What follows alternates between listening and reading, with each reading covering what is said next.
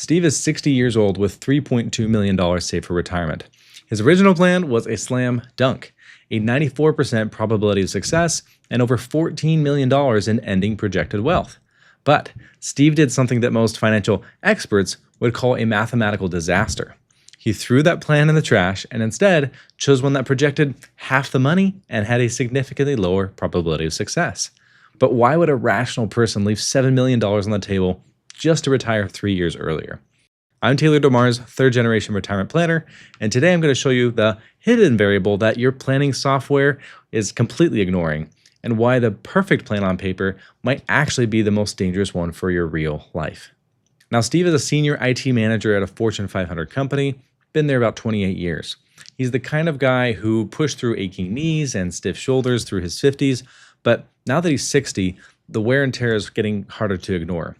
His wife Diane is 58 and recently left her marketing director role after a company restructuring. Of their $3.2 million nest egg, about 2.4 of it sits in their 401ks and the rest in a brokerage account. They want to spend around $12 grand a month in retirement and around $20,000 additional per year in vacations while they're still healthy enough to enjoy them. Their advisor at Fidelity had run a Monte Carlo simulation saying, "You're in great shape," and told them to keep working until 63. And part of that thinking was so that Steve could get to 63 and a half and then start COBRA for the 18-month of healthcare coverage to cover the gap till Medicare. And that felt like a wall they otherwise couldn't get around. I'm going to show you later in this video why that wait for COBRA thinking was a costly mistake and how we solved for the healthcare gap for less than they expected. But first, you need to see what their advisor built for them. Because when Steve saw it, he smiled, nodded, went home, but continued to watch retirement planning videos until 1 a.m. Not because he was casually browsing, but because he couldn't stop the numbers from running in his head. Maybe this sounds familiar. This is what I call the "you're fine" trap. It's the most common thing I hear from clients who sit down with me for the first time, where their former professional says, "You're fine," and it sounds reassuring until you realize it doesn't actually answer the questions that really matter. It doesn't tell you when you can retire, how you can fill the income gap between now and Social Security, or what's happening inside your 401k that could cost you 6 figures over your lifetime. You're fine isn't a plan, it's more like a pat on the head. And when Steve and Diane came to work with us, we started working with them on what we call our retirement readiness roadmap. The first step isn't what most people expect. We don't open any financial planning software in that session. Instead, we call it a discovery conversation, learning about their life capital, not their financial capital. Instead, we want to know what matters to them, what scares them, and what an ideal and successful retirement really looks and feels like. Things like spending 20 grand a year on vacations, the mornings that they wanted back, the time and financial means to see their grandkids on a regular basis. And that's when Steve told me about his own dad, who had worked until 68, but had plenty of money to retire sooner, and only 18 months into retirement was unfortunately diagnosed with Parkinson's. Steve's here was having the same thing happen to him. That initial conversation shaped every decision we made from that point forward. Because after that discovery session, the next step we do in our process is to build the first draft of our client's retirement plan, mapping out their income sources, spending, goals, and stress testing it all. And for Steve and Diane's case, the numbers looked so good that most advisors would have just stopped right there. Let me show you why we didn't. When we look at Steve and Diane's plan through the lens of a financial planning software, the Monte Carlo simulation looks fantastic. A 94% probability of success with an estimated $14 million in ending assets in today's dollars. This includes the $12,000 a month they want to be spending month to month in retirement, the $20,000 they want to spend every year on vacations, retiring at his age 63, Diane's age 61, and the other miscellaneous goals that we want to make sure that are factored into their plan, like healthcare costs, long-term care expenses, estimated longevity, and even an estimated cost of healthcare costs pre-65. But that's not what's most important here. To me, I see 94%, and while others think that looks like an A or an A+, to me that seems like failure waiting to happen. All you're telling yourself with an overwhelmingly positive Monte Carlo score like this is that you're going to underlive your retirement. Why? Because what this is projecting is 1,000+ scenarios of the best of the best, of the worst scenarios, and saying, well, if you don't change anything in your plan, you've only got a 6% chance of running out of money. So my preference instead is aiming for a sweet spot of around an 80% Monte Carlo score. Of course, there's other context around that to define an optimal plan, but for me, seeing that is where most advisors stop and where we get excited about additional planning opportunities. So when I say a different story entirely, I'm looking at these two scenarios currently being the same, having him retire at 63 as the original plan described, like his Fidelity advisor said, versus a tax-optimized plan having him retire now at age 60. Instead, his Monte Carlo score drops to about 82% probability of success with $8.1 million of ending assets in today's dollars, versus the 94% with $14 million. So you may be saying, why would anybody be rationally thinking about why this is a better plan? I'll show you why under the hood. Because when we look at the cash flow forecast for the retiring at 63 scenario, we see that this is the RMD view year by year, what that looks like. And there's this little tax time bomb that goes off here around his age 75 when RMDs begin, to the tune of $216,000. You might say, okay, fine, maybe he was going to spend that much anyway. Probably not. But the problem gets worse. You're forced into a corner. You can't change anything once the engine has started. Meaning, even just about 10 years later, he's now taking $1 million out just in RMDs at that age 87. And the problem continues to compound. The tax optimized plan, with he retiring at age 60, it tells a different story where at his age 75 instead, his RMDs are less than 100 grand. While they do get quite significant over time because he has significant tax deferred assets anyway, it doesn't get anywhere near as high as it was previously. Let me show you another angle of what I'm talking about.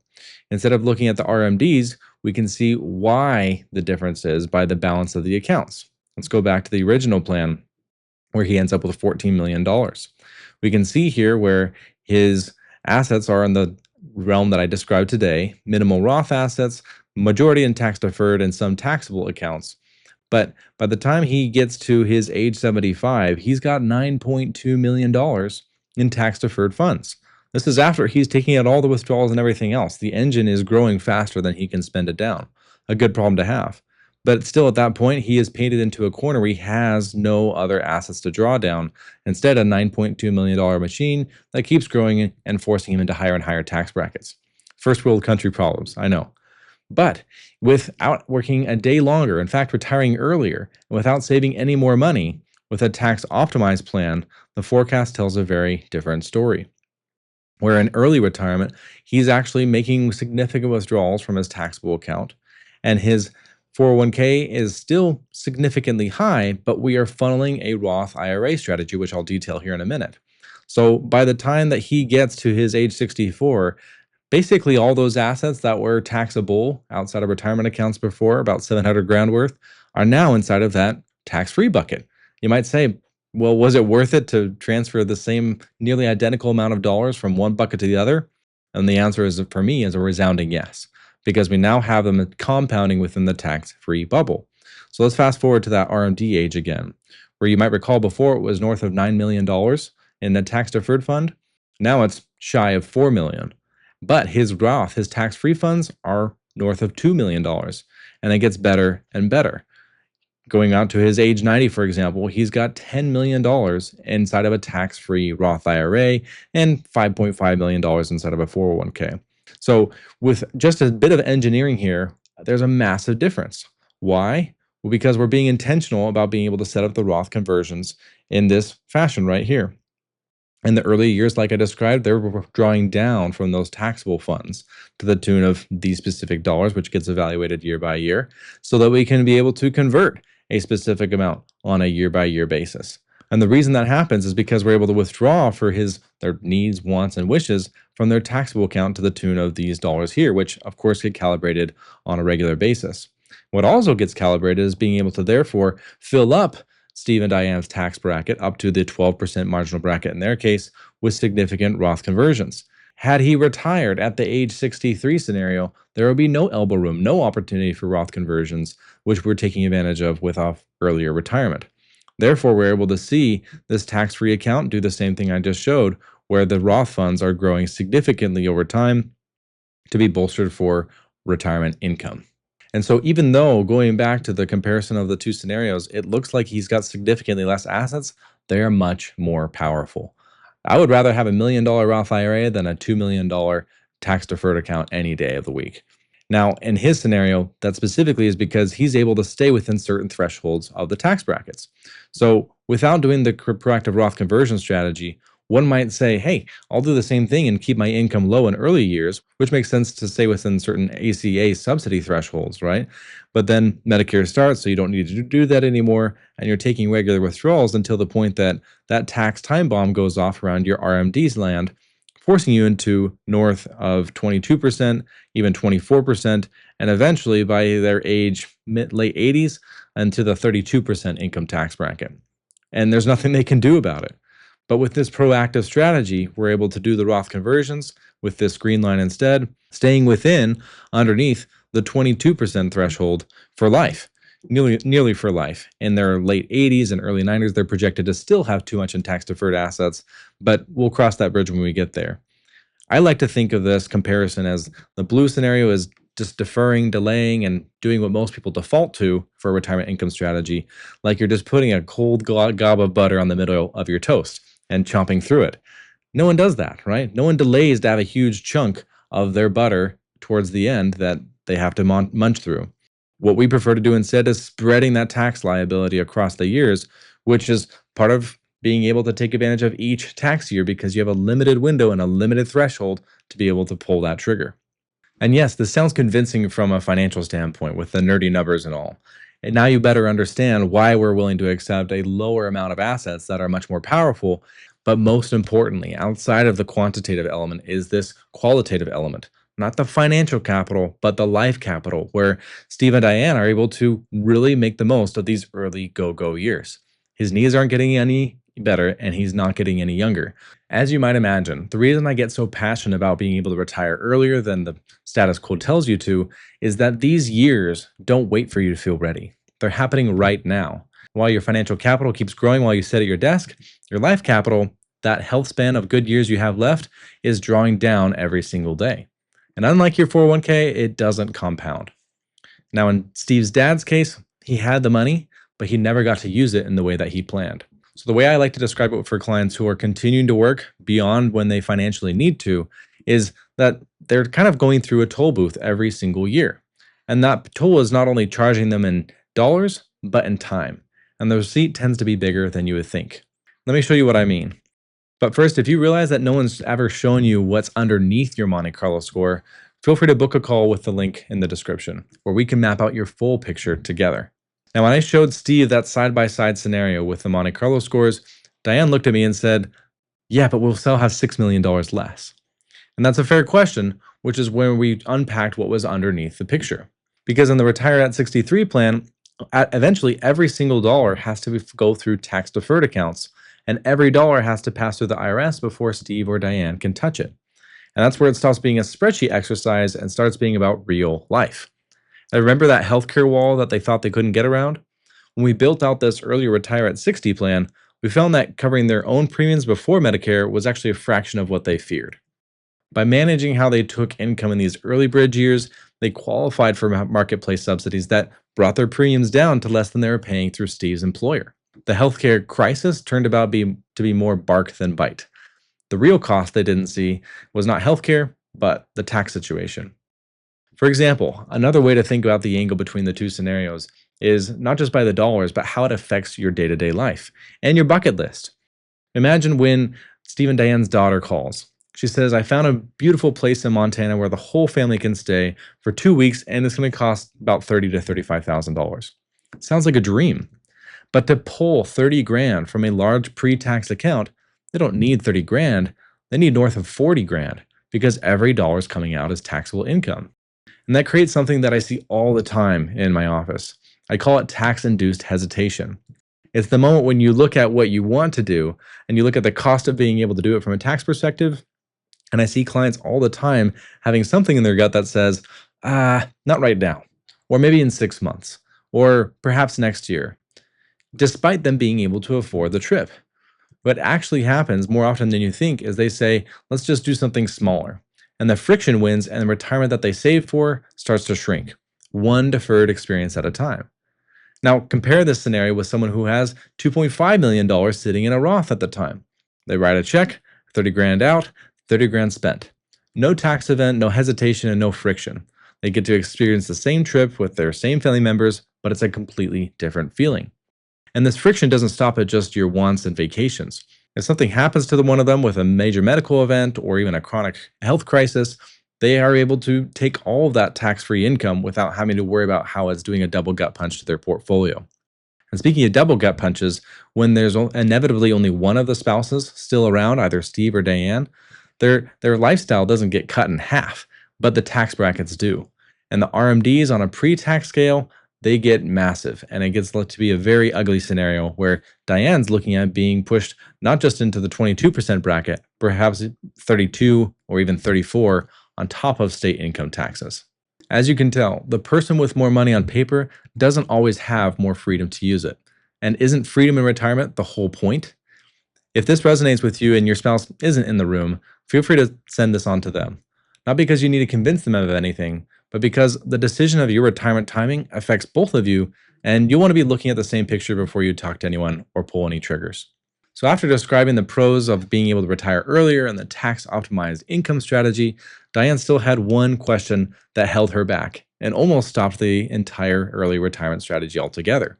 Because if you've also felt a sense of guilt about retiring early, this is something you might need to hear. The Roth conversions, the ability to be able to create this tax efficient income stream in retirement, is only possible for them by retiring only 3 years earlier. So it's a limited window that they had to capture. Otherwise, the 12% tax bracket would be blown up by starting Social Security, starting RMDs, and everything else that life would throw at them. The way I like to explain this to clients is the IRS is running a flash sale right now on your 401k. Right now, you can move those dollars to the tax-free bucket for only 12 cents on the dollar.